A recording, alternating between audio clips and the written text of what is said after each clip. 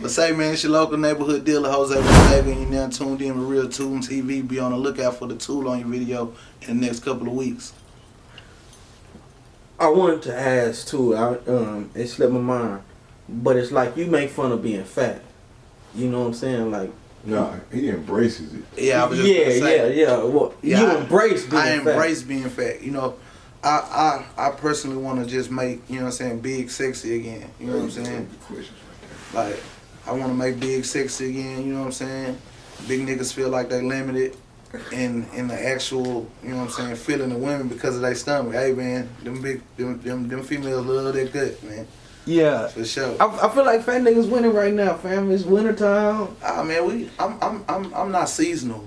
You know what I'm saying? I'm not seasonal. You know, yeah. I'm year round. You know what I'm saying? Like, bitches love me in the heat. You know what I'm saying? Just as much as they love me in the cold. You know what I'm saying? Yeah. For sure. You got like BFB the Pac-Man out. You know what I'm saying? I just feel like right now, it's the time. If it was gonna be like a fat nigga wave.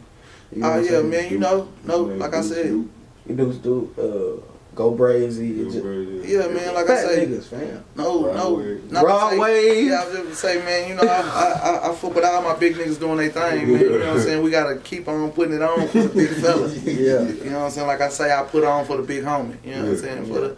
For the people that sometimes I overlook because of their weight. You know what I'm saying? For sure. And so can I ask you this, fam? Like, this ain't trying to be funny or nothing like that. Like, is it like do niggas be big because of their eating habits, or is it like lack of working out? I mean, just what it is. You got different types of big. You know what I'm saying? You got lard ass. You know, motherfuckers that don't work out, obviously eat a lot of pork, eat a lot of bologna, shit like that. You know. Make them look all bloated, you know what I'm saying? Then you got niggas with the drink belly, you know what I'm saying? Like that part. Drink put it on you, you know what I'm saying? It's just, like I say, you got to embrace the skin that you in, you know what I'm saying? And be confident, because one thing about me, I'm so goddamn confident, a brick wall couldn't knock my confidence. That part.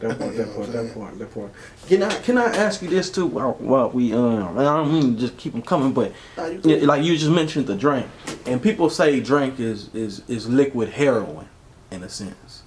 Like, it's a liquid feeling. You know what I'm saying? You know, what's so good about drink, fam? I mean, it just depends on the type of high a motherfucker like. You know what I'm saying? Some people want to move slow. Liquor speed people up, you know what I'm saying? All motherfuckers don't want to be sped up. Some people want to just be cool, calm, collected with a vibe. Right. And that's what it do, it give you a vibe where you can just chill, you know what I'm saying? You know what I'm saying? That feeling like, you know, one of the best. I actually don't drink no more, you know what I'm saying, due to health issues, but like I say, you know, people entitled to their drug of choice. Right. No, for sure. Does Dallas have the best drink? I mean, I can't necessarily say the best drink, you know what I'm saying, but you know, we get it. We get the shit that we need. You know what I'm saying? Yeah. No, and I've heard that before. The only reason I've heard that in music. Like, it was a song where nigga was like sipping on such and such. Like, I was from Memphis, but sipping on purple like I was from Dallas. And when he said that, you know, Houston is known as the drink headquarters. Yeah, and I was like, you know. No disrespect to Houston, you know what I'm saying? But they gotta share some of the limelight, you know what I'm saying? In the drug field, they gotta share that. You know what I'm saying? They coming out here looking for it. You got it. You ain't gotta go to Houston to get it. You got it. Yeah. You know what I'm saying? Yeah. Get you what you need. Alright, goddamn me. So for the people who motherfucking don't know, let them know who we got behind the camera. Jose Bodega, you know, formerly known as PMG Bodega. That part. So, okay, boom. So before we even just pop things off, what's new in the life? Oh man, a lot of blessing, man, a lot of prosperity, you know what I'm saying? A lot of working, music, you know what I'm saying? My daughter. Yeah. Shout out Melanie, you know what I'm saying? I just had my daughter, she's 10 months. Congratulations. Appreciate it. First of all, where are you from? I'm from Highland Hills, you know. I actually, you know, lived in a lot of different neighborhoods though, you know what I'm saying? My mama used to move around a lot. So shit, we really everywhere, you know what I'm saying? Like Duncanville and... Nah, I ain't never actually lived in Duncanville. Cedar Hill. I stayed in Cedar Hill, I stayed in City Hill, Highland Hills, Woodtown, you know what I'm saying, East Dallas, Projects. You know, we moved around a lot. Yeah. You know, but we was based out of Highland Hills. Yeah. No, I do. And the reason I said that, not trying to play suburban or anything like that. They say that's where a lot of the Oak Cliff people move once they start to come up. Man, you know when it was like in what 2007, everybody had got Section 8. Right. You know what I'm saying? So when we got that Section 8, you know, my mom was like, shit, we tried a lot of different suburbs, you know what I'm saying? Got kicked out a lot of them too. Okay, so for you it was rough growing up in the Cliff. I mean, you know, life is what you make of it, you know what I'm saying? Anybody have hard times, you know, we just took it and really ran with what we had. Yeah.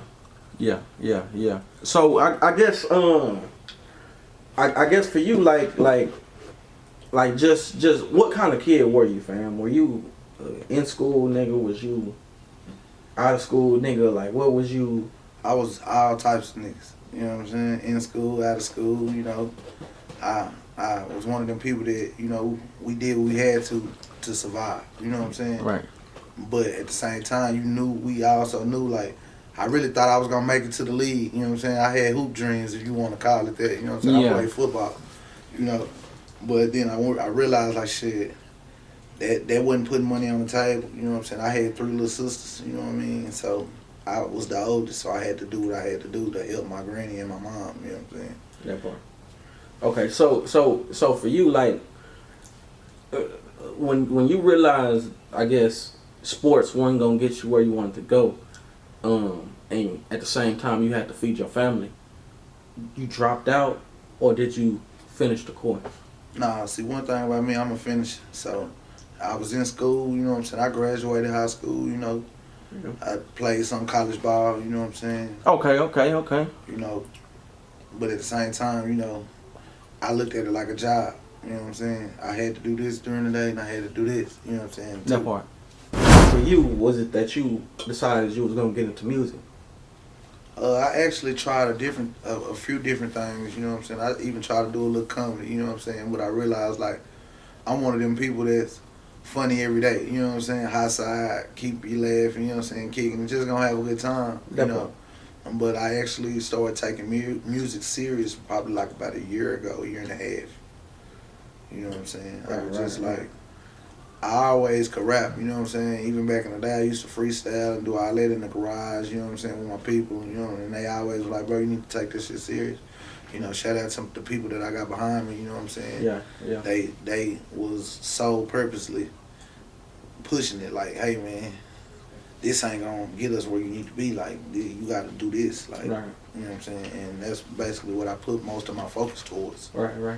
So before we get into the rest of it, you said you were kind of funny. Like, fire me up real quick. Oh, man, come on, man. I ain't gonna do you like that. Yeah, fire me up real quick. Don't despise. Like, you know, back in my day, I would have probably called you a little mop head. All right. We ain't. You know what I mean? Hey, you know, that's what I do. I high side. Yeah. But Okay. it's all out of fun. You know, not to, you know, I ain't never try to embarrass nobody. Like, I crack jokes on the motherfucker like that day. Like, boy, yeah, came out here looking like that. Like, I do, nigga. That's how we do. You know, that was really the camaraderie of our brotherhood. You know what I'm saying? Me and my people, we crack jokes. You know what I'm saying? Talk shit, quote movies. You know, that type of shit. Yeah. The first time I really just heard, matter of fact, I'm lying, it was at Yates, but the first time I heard somebody just go for real, it was some Cliff niggas. When I went to Jarvis Christian College for a while, and I met a dude named Sweat and Josh. They was from the Cliff with the whoop. And them niggas just went hard, fam. It just like they went hard. You know, obviously Josh used to get on Sweat facts. So like the fact jokes, it's like the nigga can't run out. You know what I'm saying? Yeah, that's why I say when it's harder. You know what I'm saying? When you a big nigga, because you can say anything fat and motherfuckers really laugh at. You know what I'm saying? But like long as a nigga, see one thing nigga knew about me, like don't float that line, like because niggas knew. I'm gonna tear your ass up. That part. Okay, so boom. So you get in the music, you start taking it serious, and at some point, you get signed to Yella Beezy's label. Right. Like, so how does that relationship even come about? Well, the relationship was really always there before the music. Like I told my people in Fresh Talks, you know, I actually met Yella, you know what I mean, in high school. Like, it was junior year, sophomore year, one of them. And Yella came into school. See, he wasn't always Yella Beezy, you know what I'm saying? He was Lil Yella at first, you know.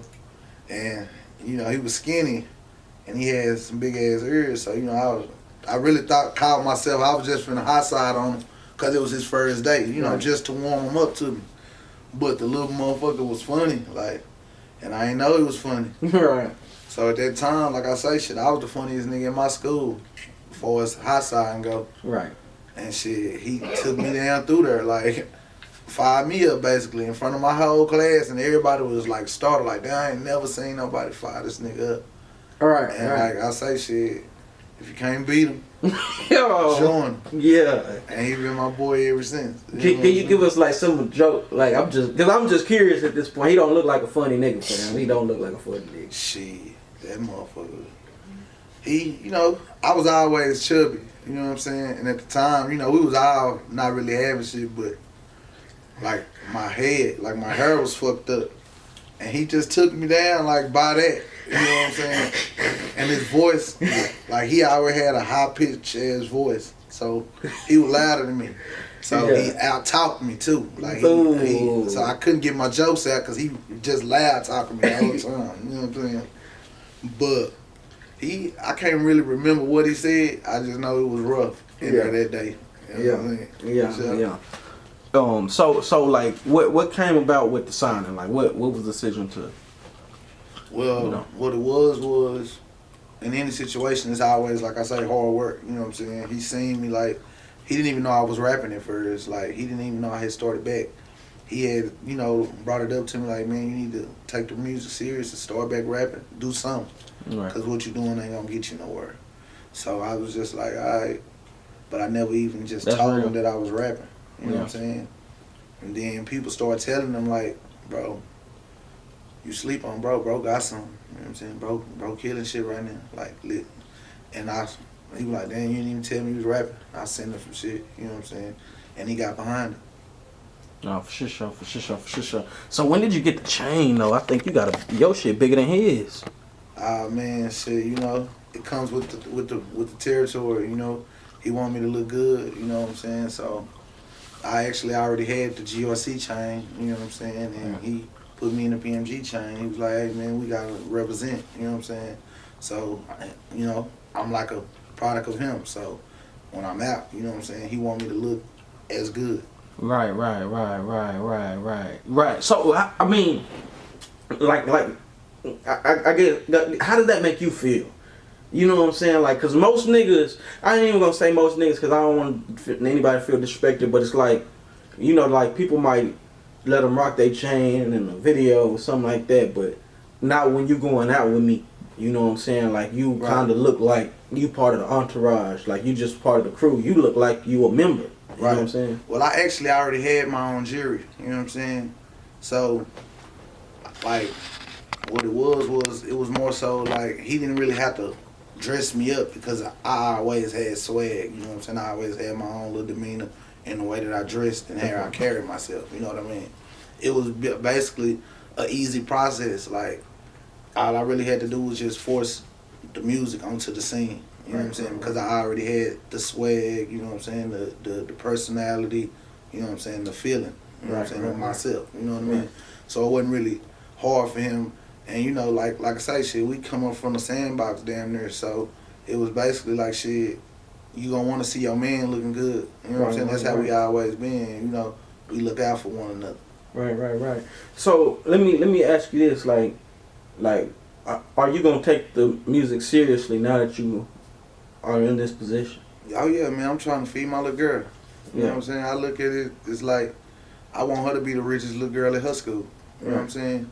So, main focus, like I do it, I grind for my last name, not my first name. Right. You know what I'm saying? For sure. So what can we expect? Like, what's, you know what I'm saying, what's around the corner? Man, I got the Mr. Bodega project coming out first week in January. That motherfucker gonna be hard all the way through 13 songs. I doubt if you put skip on that motherfucker. Okay, it sound good. It sound real good, real good. What you what we lift off? What we ain't, you know what I'm saying? What we ain't discussed? Oh man, you know, like I say, hard work. You know, I'ma always push out that shit. You know what I'm saying? I'm gonna give you that street shit. You know what I'm saying? I'm gonna give people shit the way that I look at it from my point of view. You know what I'm saying? How, you know, I got a different type of style. You know what I'm saying? I'm not saying I'm better than nobody or no shit like that, but I'm confident in my style. You know what I'm saying? Right. It's different. You know, when you hear it, it's gonna give you that feeling, like a groovy trap feel. Yeah.